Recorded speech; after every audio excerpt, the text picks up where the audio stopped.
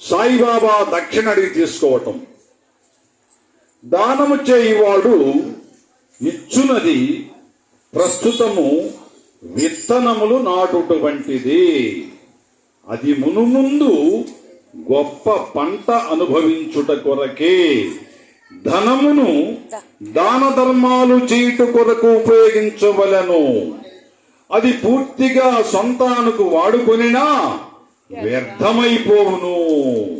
గత జన్మలో నీవు ఇచ్చి ఉంటే గాని నీవిప్పుడు అనుభవించగలవు.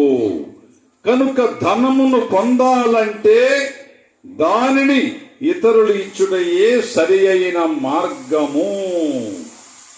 ఇది మరి ఆచరణలో ఎవ్వరూ పెట్టరు. ఎందుకంటే బాబా ధనాన్ని ఇస్తే మళ్ళీ నేను దానికి 10 రెట్లు ఇస్తానంటున్నాడు. మాకెందుకు అసలు 10 రెట్లు ఎందుకు, మేము ఎందుకు ఇవ్వాలని చెప్పనే పరిస్థితుల్లో ఉన్నాం ఇవాళ మనం.